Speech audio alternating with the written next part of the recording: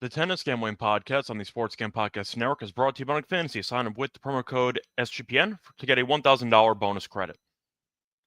And welcome, everybody, to the Tennis Game Podcast here on the Sports Game Podcast Network. It is currently Tuesday night, roughly 9 p.m. Eastern Time on April 8th. I'm Rosario Scott Reichel, once again going solo for this pod. Time to break down the second round of Monte-Carlo. I am aware a couple second-round matches did take place on Tuesday, but we're going to break down the Wednesday matches. Still a lot to talk about. So we're going to get into most of those matches in a second.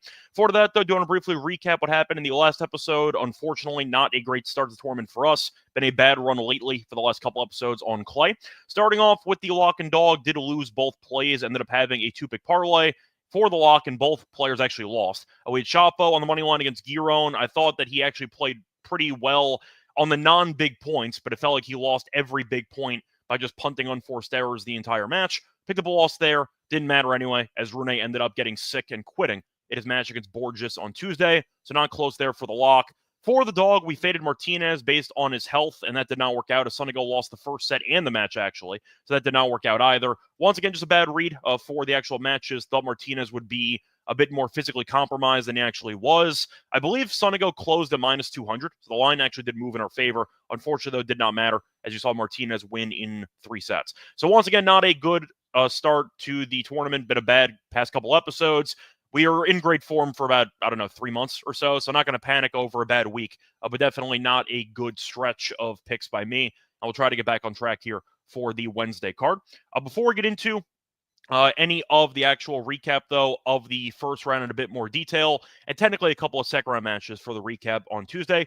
Brief reminder that you can show support for the show by subscribing and YouTube reminder. You can also leave a rating and a review on Spotify or Apple. So you can listen to the podcast either on YouTube via live stream, YouTube via video. If you want to catch the Twitter live stream, you can also do that on the SGPN Twitter account. You can also, once again, find the podcast on audio formats only, Spotify or Apple, if you do want to listen to it and not actually watch the show. Plus, a reminder, you can also leave some feedback, though, when you do listen to it or watch it either way.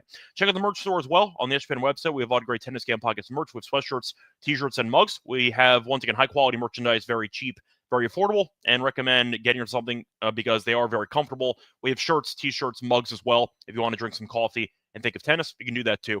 Point is, though, don't forget to check out the merch store, and we also have a great contest coming up for the Masters in golf, because we do have a great contest with Splash Sports, because SGPN is having I'd say, once again, a contest for the Masters. $30K in prizes up for grabs, and you could also get a $25 entry fee to enter it, so a pretty cheap entry fee in order for a chance to win up to $30K.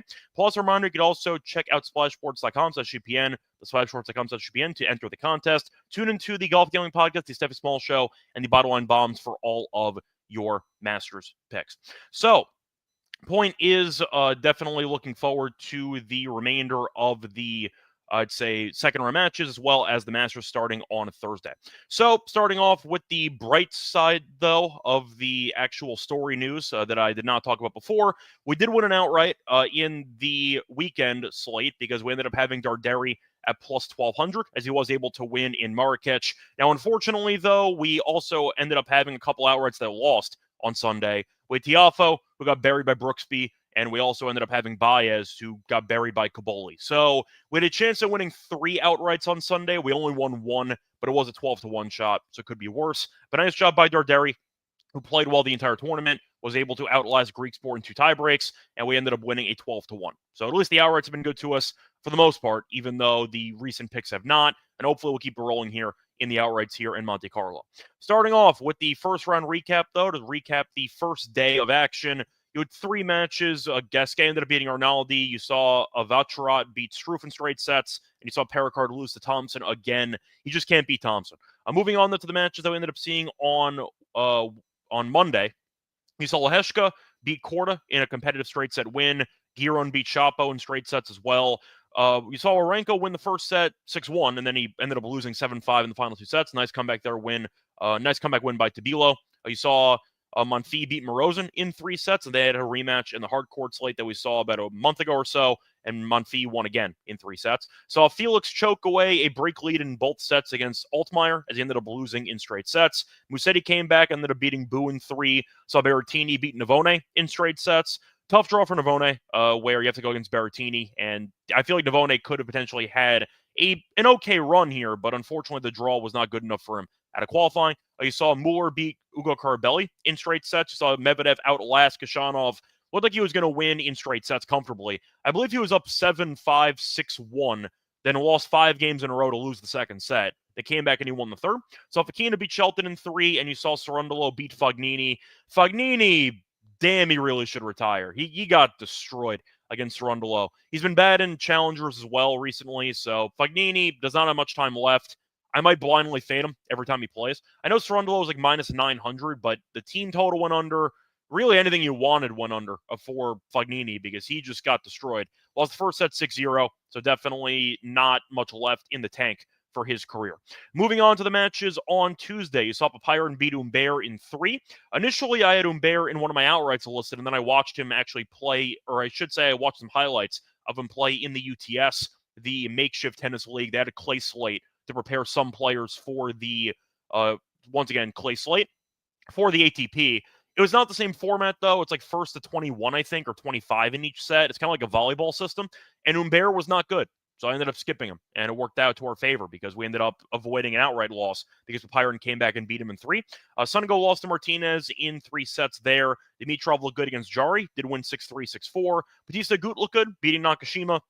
Nakashima's not good on clay. Kind of sums up once again how fake the clay is in Houston because Nakashima played okay over there. Not a great clay player, and Agut did beat him comfortably in straight sets. Rune, though, ended up getting sick. He ended up quitting. Borges was going to beat him anyway. He was up 6-2, 3-0. I think he won the last 5 games, and then Rune said, why am I even playing? And he ended up quitting.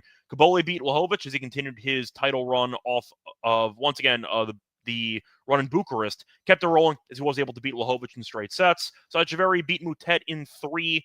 Berrettini ended up beating Zverev in a good win there. Avoid another upset, potential outright loss there because we've avoided Zverev, who's been terrible since the end of the Australian Open. And, well, really since the semis of the Australian Open, he's been terrible.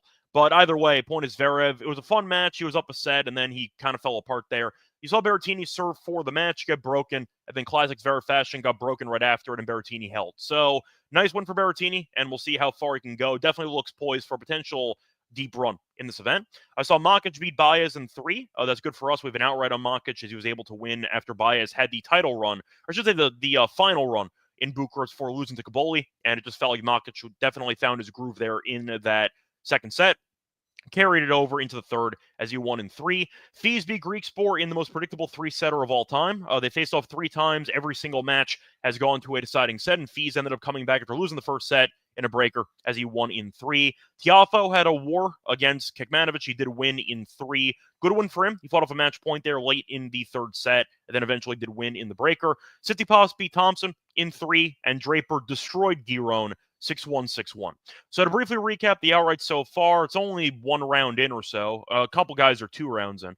Overall, the main upset loss that we had to deal with was Rune, who ended up getting sick and had to quit. But that was one guy we lost in the quarter. And we also picked him to actually win the event, which is pretty unfortunate. Rublev, though, was not played in the second round match yet, and we saw Tsitsipas win. So we have a guy advancing into the third round. So I'll see what happens moving forward. But once again, decent episode for the outrights. I believe that's the only outright we lost was the Rune one. But of course, it was a double loss because we had him to win the event as well. Anyway, that's the root experience. It sucks, but you're used to it at this point. Moving on, though, before we get into any of the matches for the second round on Wednesday, quick reminder that we are brought to you by our sponsor, EdgeBoost, because if you've ever needed to deposit money into once again, your account, and you've had it blocked at around 2 a.m. That'll not happen at EdgeBoost because you can definitely use it. It is a pretty safe option to, once again, get some betting money without having your card denied. EdgeBoost has your back because EdgeBoost is the first ever bank accounts built for bettors. And it's a reminder that you can use it for all your gambling transactions, and it'll be approved. No more headaches. You could also, once again, use it any time of the day, 24/7 for instant deposits. Never wait for a wire to clear again. Gets better. Every time you deposit into a qualified gambling account, you can earn cash rewards up to 0.5%. All this for no usage fees and no minimum balance. This is a bank account, not a credit card, so there is no approval required or credit checks. Finally, EdgeBoost has a suite of responsible gambling tools to help you manage your bankroll and make informed decisions. What are you waiting for? Go to www.edgeboost.bet, promo code SGPN. That's www.edgeboost.bet, promo code SGPN. Sign up for the EdgeBoost card today. We're also brought to you by MyBookie, because MyBookie.ag is the place to bet on every sport, including the Masters. If you're interested in golf, the props in every game, MyBookie accepts customers on a ton of locations. You can also use crypto for lightning fast payouts and easy deposits. You can also head to MyBookie.ag with the promo code SGPN for 100% deposit match up to 1K. MyBookie.ag, promo code SGPN. Welcome back, everyone, to the Tennis Game Podcast. Finished recapping what happened in the first round and a couple of second-round matches that took place on Tuesday. Time to move on into the preview of the Wednesday matches for the second round. So starting off with the first match, we're going to look at a matchup between, we'll go with Lehecka against Musetti here. Musetti's a slight favorite after looking a bit underwhelming against Bu in the first match there. Lehecka looked good, though, against Korda, as he won in straight sets. Musetti, those minus 138. You see Lehecka plus 118. For the spread, minus 1.5 for Musetti, plus 1.5 for Lehecka. The over-unders at 22 games. For the actual set spread, you have Musetti in straight sets at plus 175. You have Lehecka in straight sets at plus 250. The over 2.5 sets is a plus 135. So they have faced off before. Did face off on a couple of hardcore tournaments, so you ended up seeing Lehecka win both Rotterdam 2022 and Miami 2023. Doesn't matter. No, it's dated and it's the wrong surface. We know Musetti is at his best on clay. Now, Musetti, I said before, did not look great against Bu, but was able to find his rhythm late and got the job done there in 3. As for Lehecka, he looked good. Korda, I know, is not the best clay player. He's fine on clay. I would say he's not as bad as other American players, but I think at the end of the day, you're looking at what should be a very close match on paper. Musetti does have the edge with the court familiarity, but I think that Lehecka is definitely in good form, and he can beat Musetti. I think it's going to be a close matchup. I don't mind the over 2.5 sets. I'll go a bit bolder here, though. Give me Lehecka to get the job done on the money line. I think Musetti, it makes sense why he's favored. Do I want to lay roughly minus 140, though? Not really. I didn't think he looked that great. I know Bu went through qualifying, so he's not that bad on clay. But it felt like Musetti was going to go into that match. You kind of expected him to cruise, and he really didn't. In fact, every set was pretty close, and I feel like Lehecka beat the much better opponent in the first round. He's 2-0 in the head-to-head. Yes, it's on different surface, but the point is Lehecka, I think, has the game and the firepower that can frustrate Musetti. We know Musetti is not the best overall server. I think that you can find some openings to break him, and I think Lehecka's serve is pretty solid as well. Musetti stands very far back on the baseline, or behind the baseline for returning position. And Lehecka has some volley skills. It wouldn't shock me if he ended up coming to the net a bit more than people think. I see a path for Lehecka, and I think this price is pretty decent. So give me Lehecka on the money line at plus 118 also, in addition to the over 2.5 sets at plus 135. Moving on to the next match, you have Borges against Martinez. For this one, Borges is a massive favorite as he is around minus 200, give or take. Martinez around plus 170. For the spread, minus 3 for Borges, plus 3 for Martinez. For the over-under in sets, you have 2.5 at plus 150. For the straight sets win for Borges, you have plus 130. For Martinez to win in straight sets, you have plus 325. Weird match, though. They have faced off twice before. Faced off on clay last year in Rome, and Borges won a final set breaker, 10-8 actually in the breaker. Faced off on hard court as well, 2021, and Borges did win in straight sets. So we saw them face off last year, and it was an absolute marathon. Each set was at least 10 games. 2 of the sets went to breakers, and Borges outlasted him, winning a marathon. Now, he looked good in the first round. Yes, Rune was sick, so I am aware of it, but still a nice win. Had a pretty underwhelming run there in Marrakech, where he ended up beating a Calignan, and then ended up losing to Baena in straight sets, as he should have probably won, but he ended up failing basically every break point that he had. As for Martinez, he looked a bit underwhelming in Bucharest. He got injured, had to retire against Zoomer, but it looked pretty good against Sonego.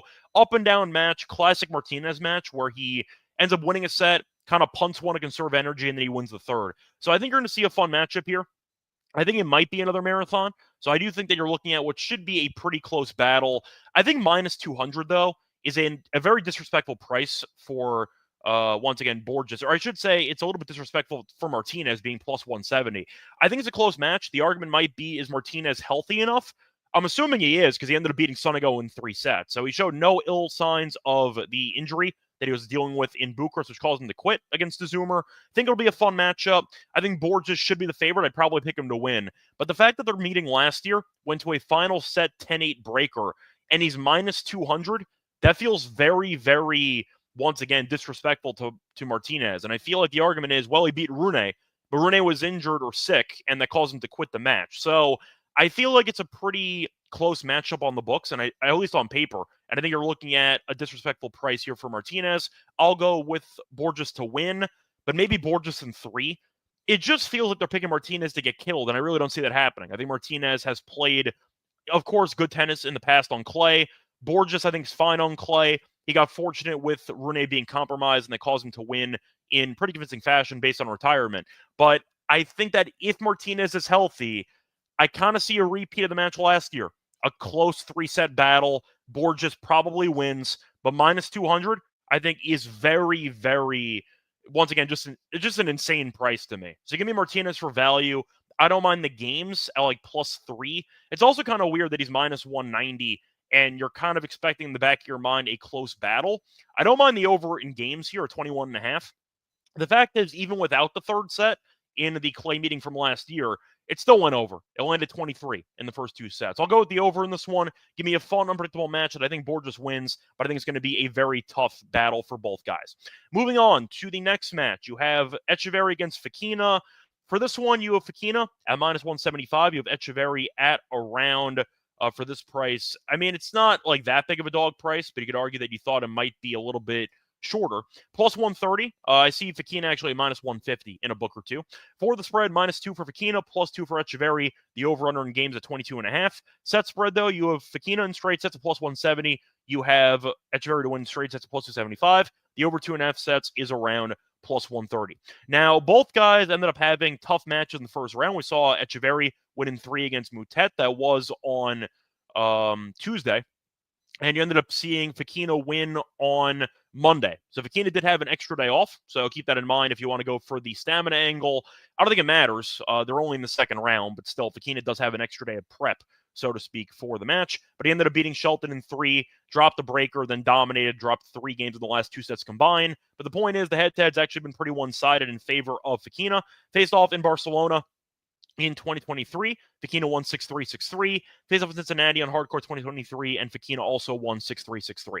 So the point is that Etcheverry, we know, is a solid clay player. I think Fokina, though, is the better clay player.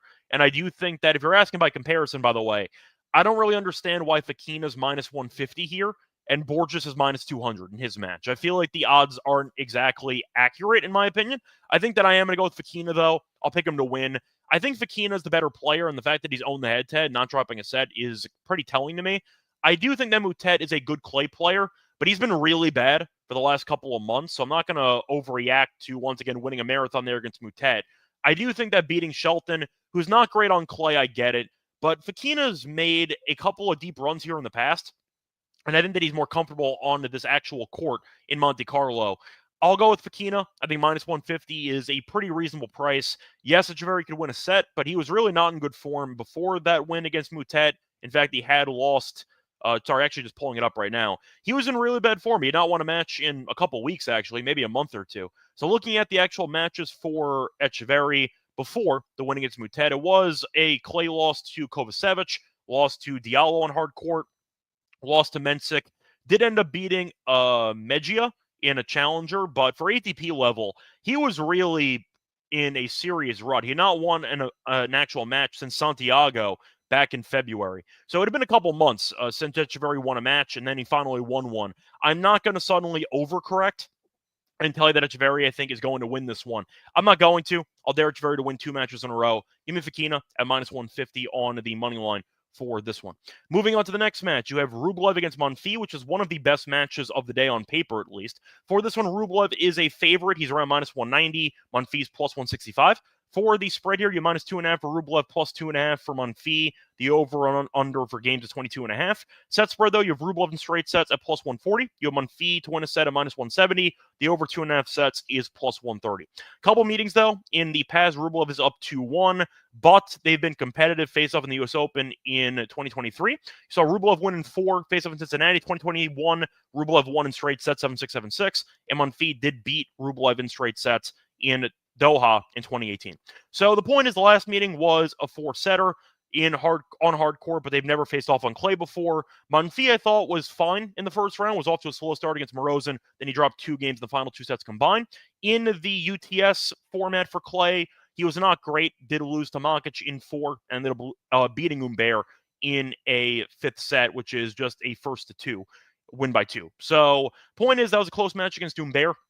Or I'll put quotes around match. But we saw Humbert lose in the first round, to Popyrin. So, don't know if that's really worth much. But the point is, Monfils been fine, not great, but Rublev also is in the UTS. He looked better by comparison. Beat Shelton in 4 and ended up losing to Ruud in a final set tiebreak 3-2. So the point is, Rublev did give Ruud a run for his money. And we know Ruud is a very solid clay player. So I think for this one, I think that Rublev should be favored. Is 190 steep? Probably. I think it's a little steep. I'd probably put it a minus 150. We have not really seen Rublev since he added Safin to the coaching staff, so we'll see how that looks as a combo. But the point is, I think that Rublev and Monfils should have a fun match. I don't mind the Rublev team total over. Maybe he takes a game or a set, I should say a set or so, to adjust to the actual courts in Monte-Carlo, which could be a thing. I think Monfils, though, will look pretty sharp. I thought he looked fine over the course of the match. He was really bad in the first set. It's fine. He found his groove, dominated the last 2 sets. I see maybe a 3-setter. I think Rublev I'd probably pick to win, but I'll go with the team total over instead. A close matchup, comes down to the wire. Rublev can go over this number even if he loses the match. Give me the 12.5 at around minus 115. Then that is a pretty decent price. Moving on to what could be a fun match as well. You have Cerundolo against Alcaraz. Alcaraz a massive favorite as he is around minus 340, I believe. For the actual... I see 375, actually.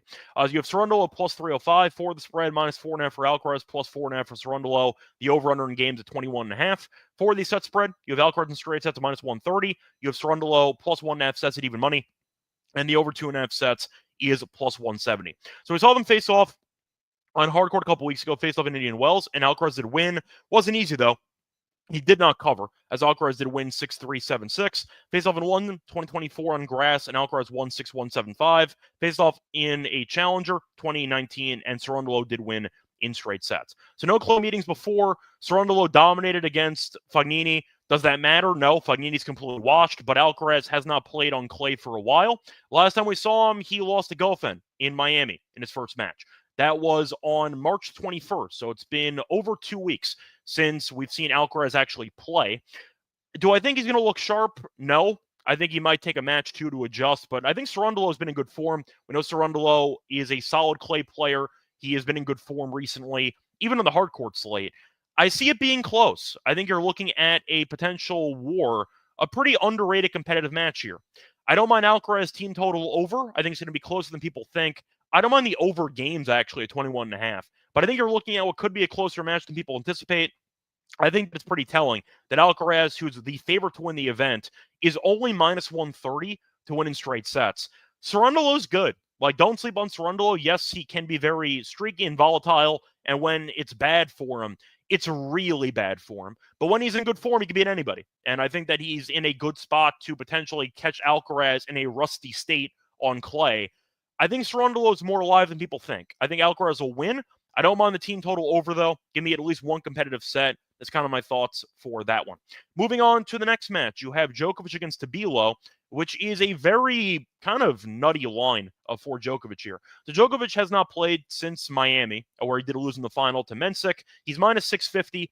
You have Tabilo at plus 475. For the spread, minus 5 for Djokovic, plus 5 for Tabilo. The over-under in games at 20.5. For the set spread, you have Djokovic in straight sets at minus 180. You have Tabilo to win a set at plus 150. The over 2.5 sets is at plus 205.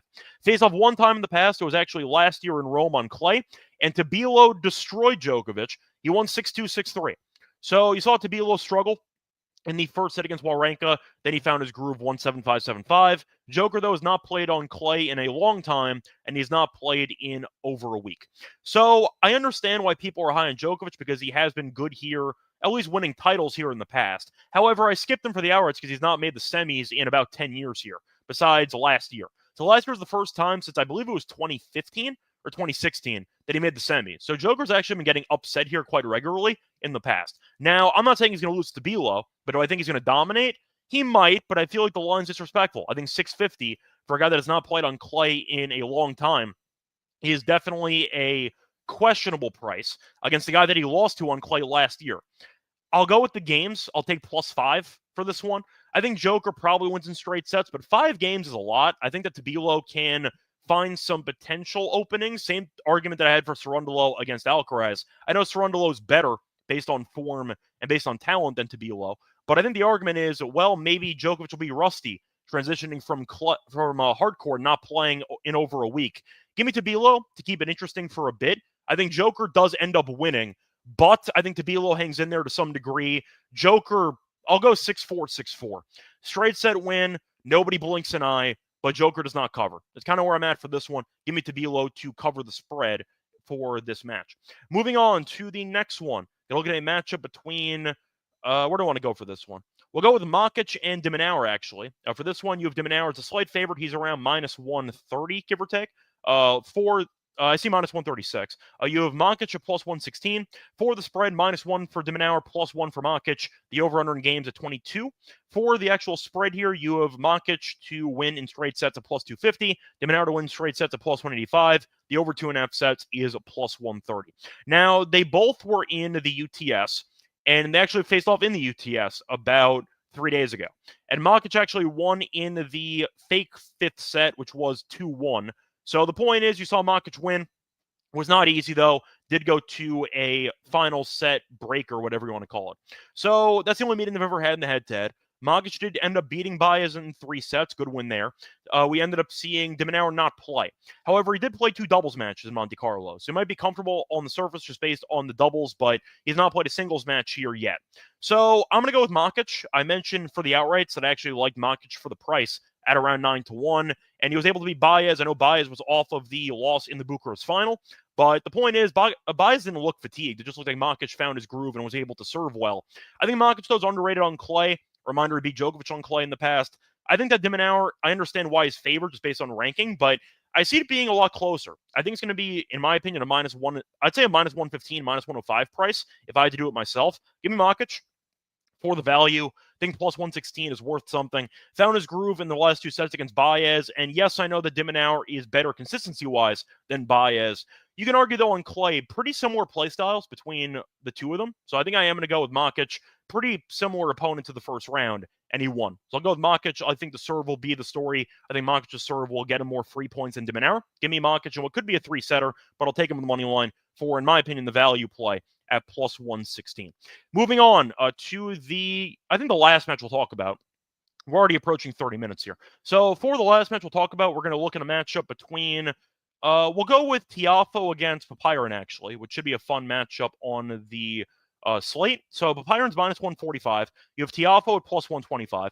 For the spread, you have minus 2 for Popyrin. You have plus 2 for Tiafoe. The over-under in games at 22.5. For the set spread, you have Popyrin in straight sets at plus 180. You have Tiafoe to win in straight sets at plus 75. The over 2.5 sets is around plus 130.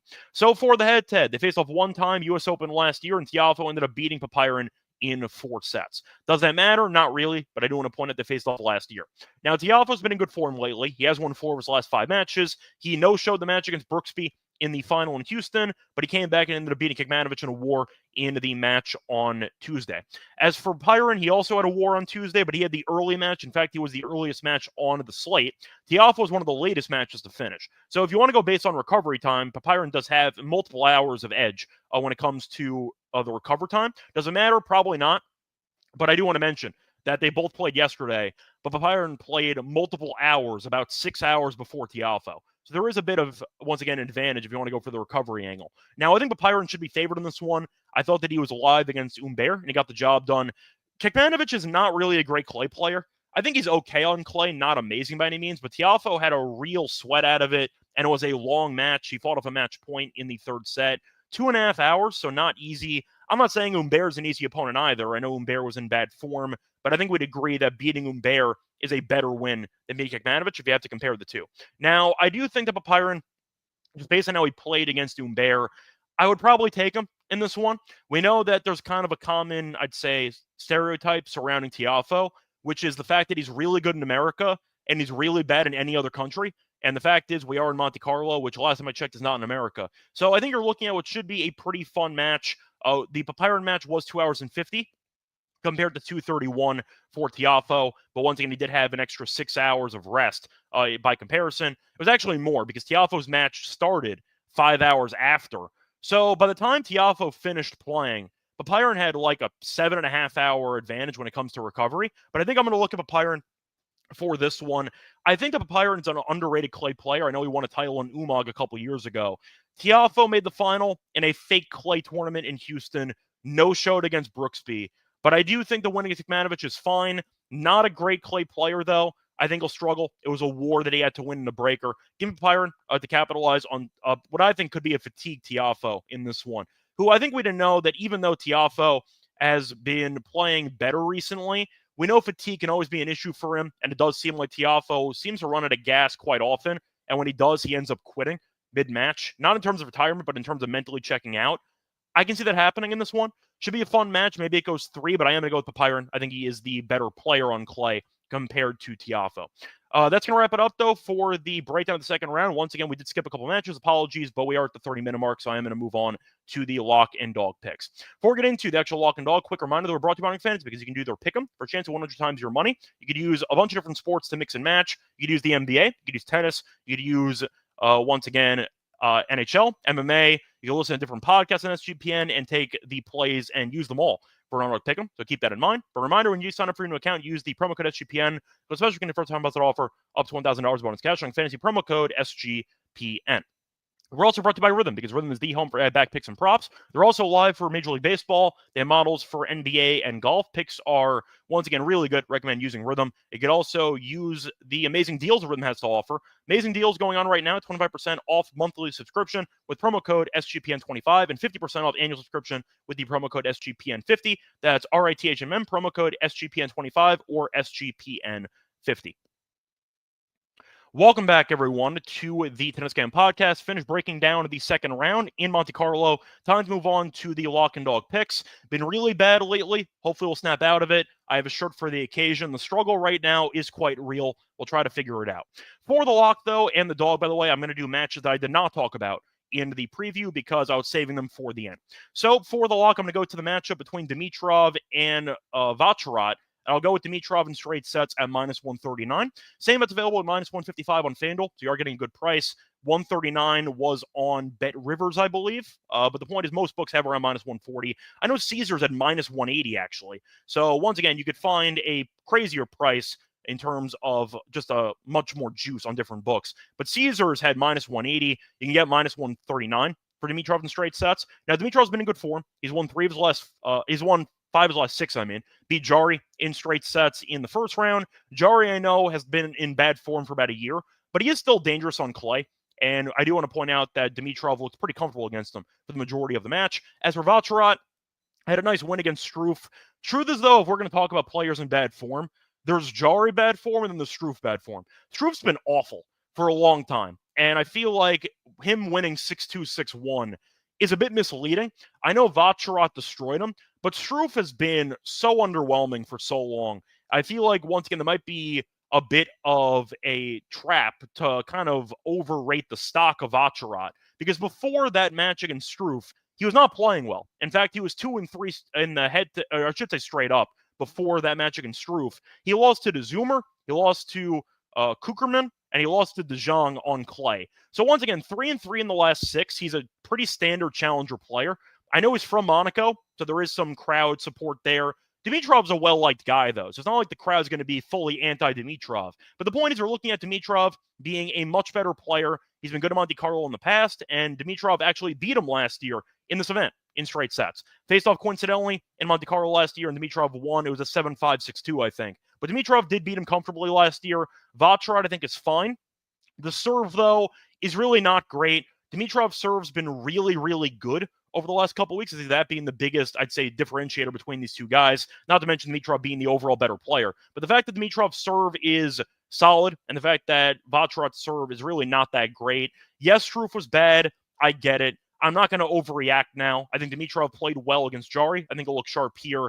I think straight sets, though, minus 139 is a good price. And I think you're looking at, once again, Dimitrov being in better form and Vacherat splitting his last 6 matches, including some challenger opponents. Not that impressive. Give me Dimitrov to repeat history, though. Give me a straight set win against Vacherat for the second straight year in Monte-Carlo at minus 139.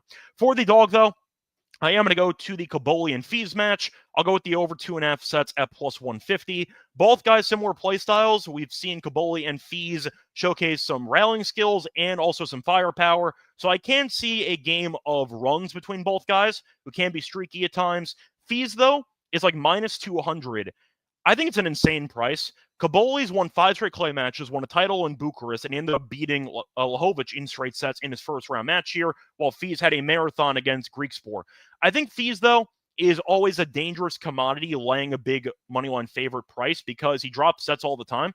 He's lost at least 1 set in 4 straight matches. We know Fils can be a marathon guy. Cobolli can be as well. Recently, he's been in good form on clay. I think Fils, though, is the better clay player. But when you're factoring in the play styles and you're looking at Fils dropping sets constantly as a favorite, I see a pretty good script for a 3-setter. Plus 150, I think is a great price, and I'm going to take that as my dog because of it. So once again, the plays here for the lock and dog. The lock's going to be on Dimitrov to win straight sets at minus 139. The dog will be on Cobolli and Fils over 2.5 sets at plus 150. That's going to wrap it up. It's episode back once again for the round of 16 in Monte Carlo. Till next time, find me on Twitter, Reichel Radio. Find me on the NBA show, the MLB show as well. And a reminder, you could also check out the podcast in the future. Should be an episode coming out either tomorrow, probably tomorrow, or maybe, I'd say Wednesday night if I had to guess, because all the lines should be out by then. So look out for the round of 16 episode. And a reminder as well, don't forget to like, subscribe on YouTube, but don't forget to leave a rating and a review on Spotify or Apple. Till next time, good luck to all of you and all of your bets. Bye, everyone.